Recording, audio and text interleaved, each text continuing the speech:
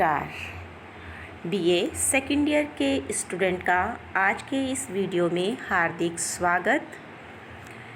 आप लोग पढ़ रहे हैं विश्व के संविधानों का तुलनात्मक अध्ययन, ये पुस्तक, और इसके अंतर्गत हमने अब तक चीन की सामाजिक आर्थिक व्यवस्था का अध्ययन किया।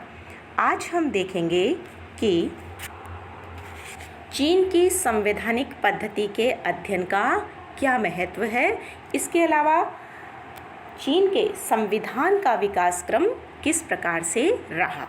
तो सबसे पहले हम आज पढ़ेंगे चीन की संवैधानिक पद्धति के अध्ययन का महत्व।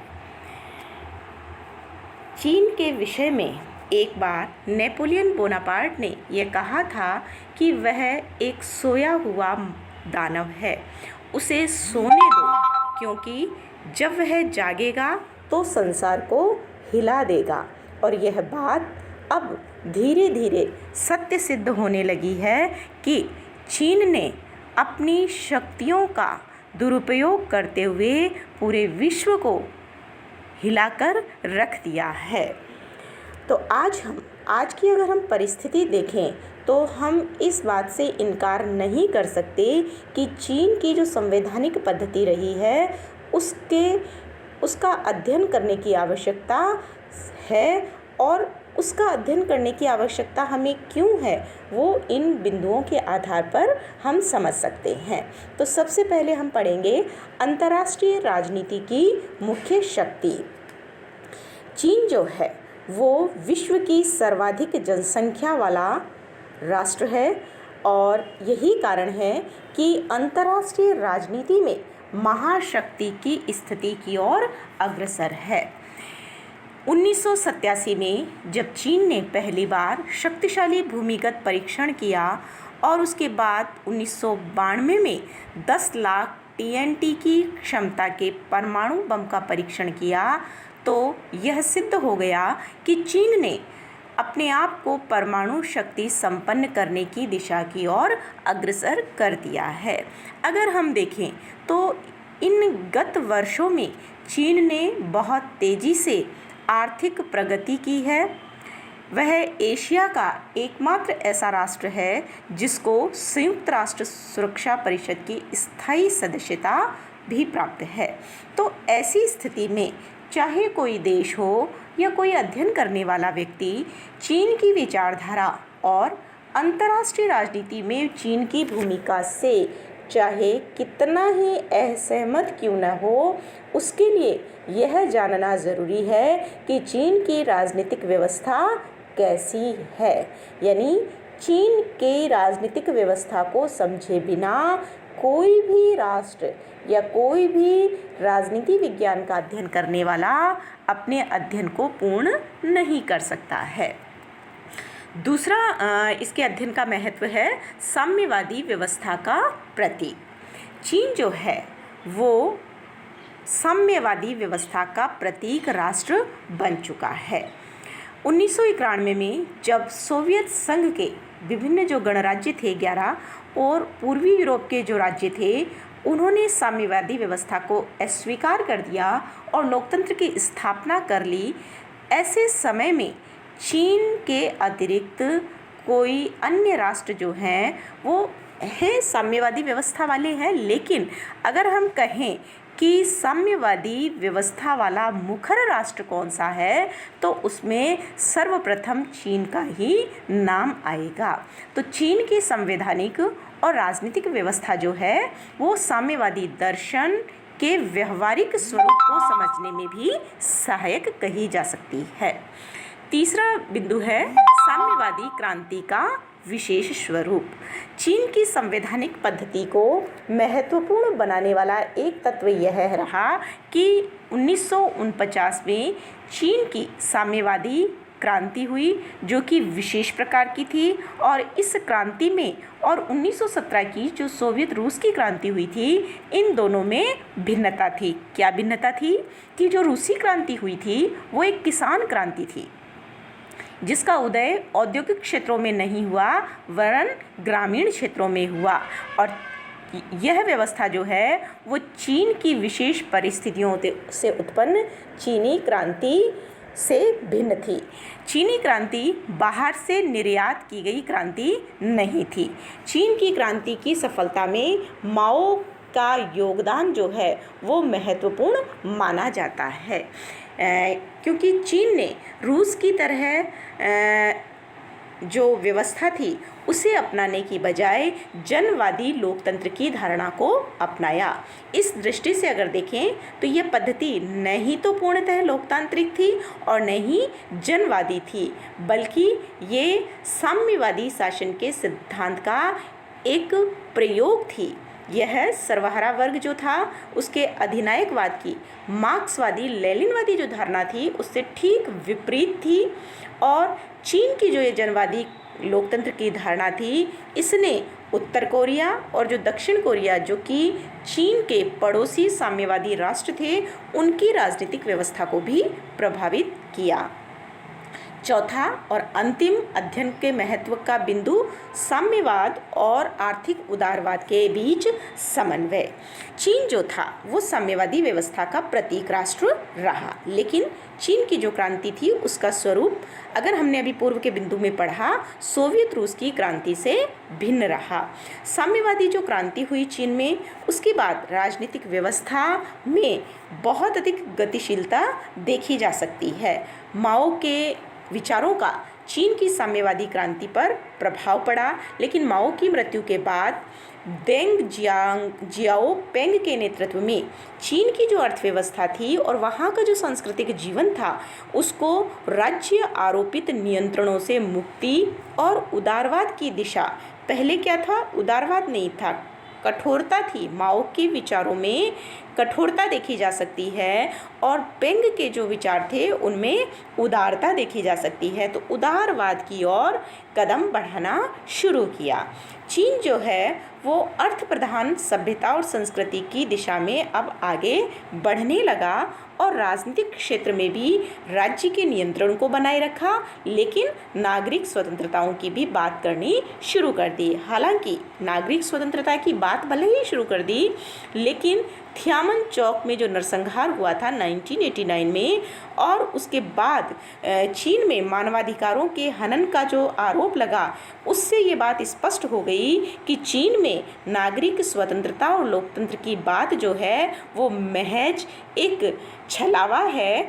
और लेकिन ये हम कह सकते हैं कि आर्थिक स्थिति में चीन में बहुत ही अधिक परिवर्तन आया और देंग जियाओपिंग के नेतृत्व में जो आर्थिक उदारवाद की यात्रा आरंभ हुई थी वो जियांग जेमिन के काल में 1994 से 2002 तक उसको और अधिक मिली, और उसके बाद हू जिनताओ के वर्तमान नेतृत्व में हम कह सकते हैं कि राजनीतिक क्षेत्र में साम्यवादी विचारधारा और उदारवादी विचारधारा के बीच में एक समन्वय स्थापित करने का कार्य, आर्थिक क्षेत्र में स्वतंत्र अर्थव्यवस्था और नियंत्रण प्रधान अर्थव्यवस्था के बीच, और सांस्कृतिक क्षेत्र में मार्क्स लेनिन और माओ के दर्शन के बीच में समन्वय स्थापित करने का प्रयास जो है वो किया जा रहा है।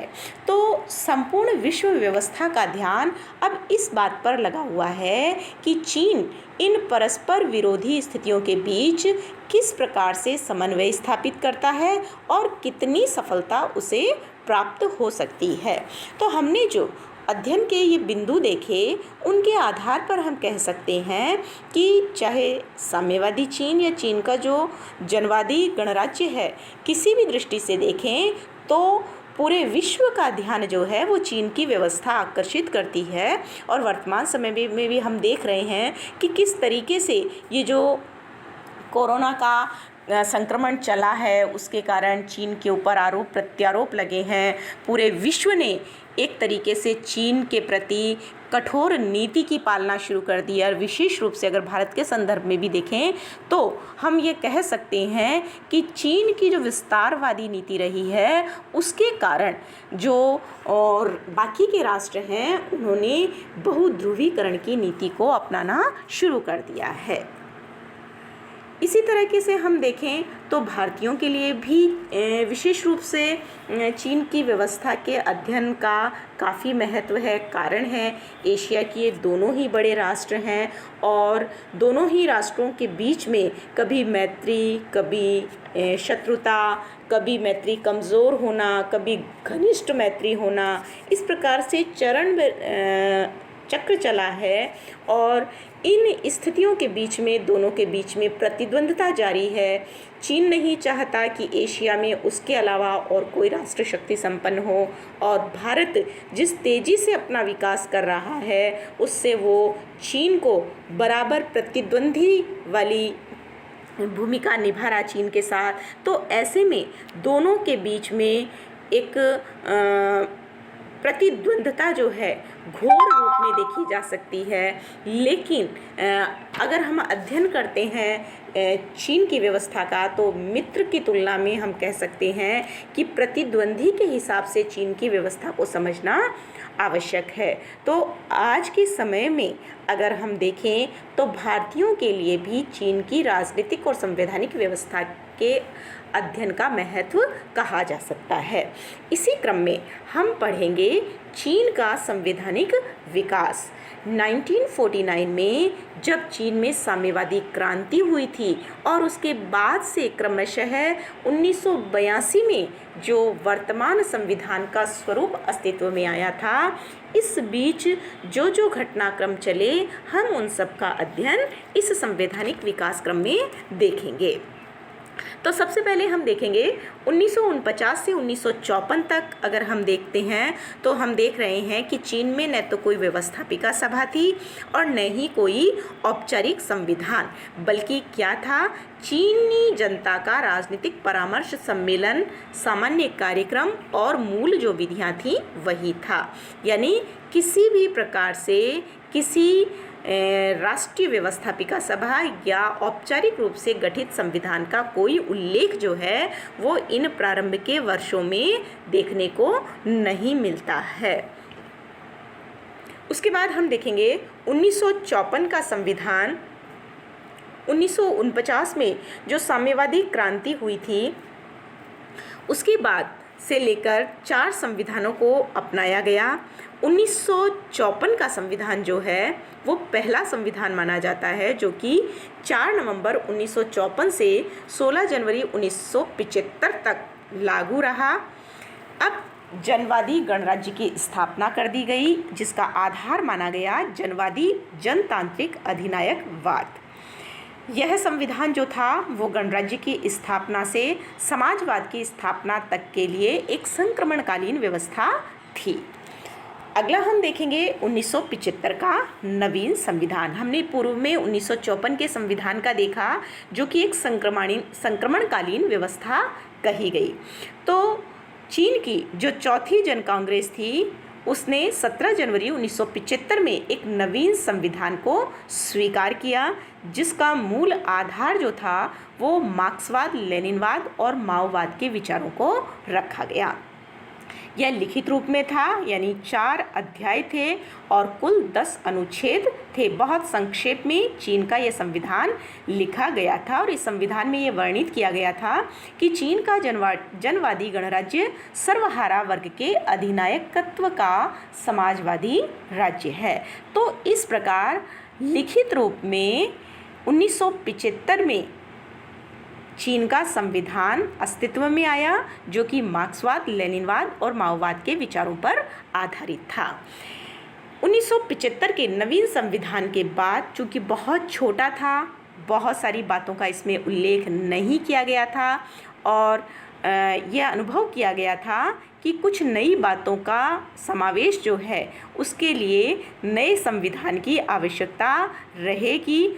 और चूँकि जो नए शासक रहे, पहले के जो शासक थे वो माओ के विचारों से सहमत थे, लेकिन जब माओ की मृत्यु हो गई तो नए जो शासक आए वो माओ की नीतियों से साम्य नहीं रखते थे और यही कारण था कि नवीन संविधान की आवश्यकता को अनुभव किया गया।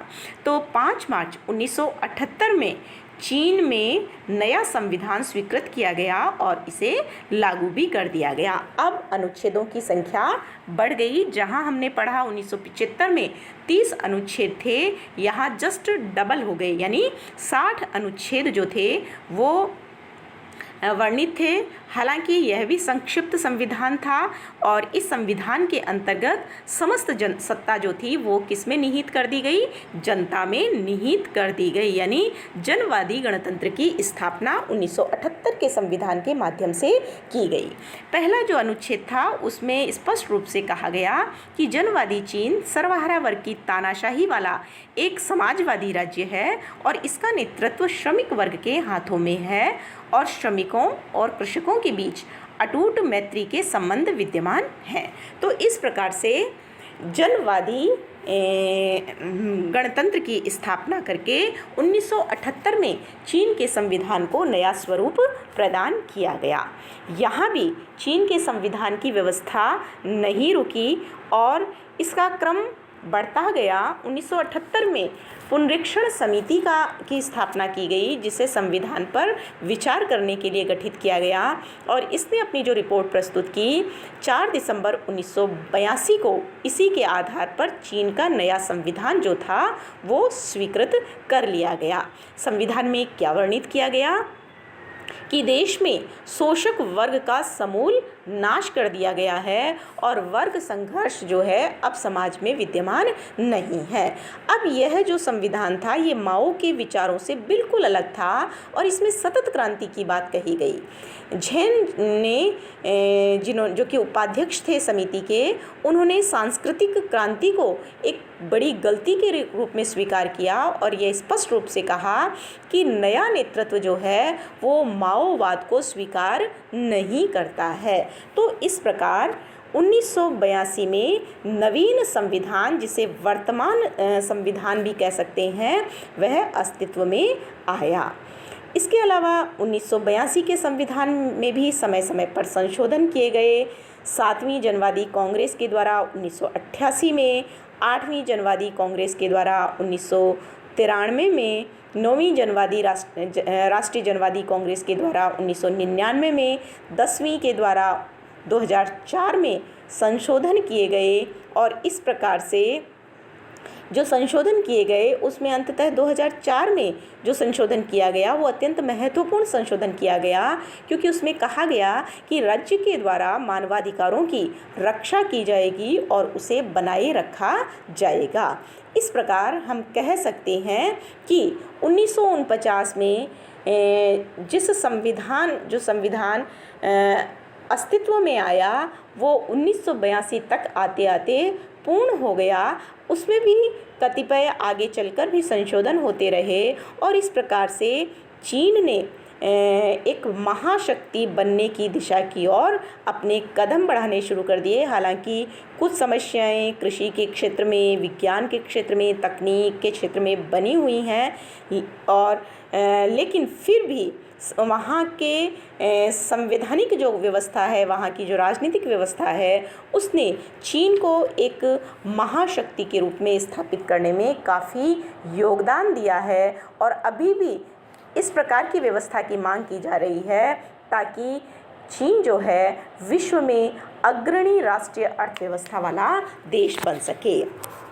ओवरऑल जो हम 1949 से लेकर और वर्तमान समय तक वहाँ जो भी संशोधन हुए हैं संविधानों में, इस विकासक्रम को देखते हैं तो हम ये महसूस करते हैं कि चीन का जो नया संविधान बना था उसका वैचारिक आधार जो रहा वो मार्क्सवाद, लेनिनवाद और माओवाद के विचार रहे। जैसा कि मार्क्स अपने दास कैपिटल में कहता है कि वर्तमान राज्य में जब पूंजीवाद और सर्वहारा वर्ग के बीच में संघर्ष होगा तो पूंजीवाद समाप्त हो जाएगा और साम्यवाद की स्थापना हो जाएगी और एक वर्गविहीन राज्यविहीन समाज की स्थापना होगी। इसी तरीके से लेनिनवाद में सर्वहारा वर्ग के अधिनायकवाद की विस्तृत व्याख्या की गई है। लेनिन ने इस बात पर भी बल दिया कि श्रमिकों और अन्य शोषित वर्गों के बीच में मित्रता होनी चाहिए, लेकिन नेतृत्व जो है वो केवल श्रमिकों के हाथों में रहना चाहिए। और तीसरी जो माओवाद की विचारधारा थी, जिस पूरा का पूरा श्रेय जो चीन की संवैधानिक व्यवस्था को जाता है वो माओवाद को जाता है, क्योंकि मार्क्सवाद और लेनिनवाद के विचारों का प्रभाव पड़ा, लेकिन माओवाद के कारण चीन का पूरा संविधान जो है वो लिखा गया। और धीरे धीरे लेकिन समय के साथ जो परिवर्तन हुआ उसमें माओ के विचारों को भी गौण कर दिया गया। तो मूल रूप से अगर हम देखें, मार्क्सवाद, लेनिनवाद, माओवाद तीनों ही जो वैचारिक विचारधाराएं रहीं वो संघर्ष पर बल देती हैं, हिंसा पर भी बल देती हैं, क्रांति पर भी बल देती हैं और क्रांति के माध्यम से साम्यवाद की स्थापना पर बल देती हैं। तो इस प्रकार से चीन का जो संपूर्ण संविधान का ढांचा है वो मार्क्सवाद, लेनिनवाद और माओवाद के विचारों से प्रभावित देखा जा सकता है।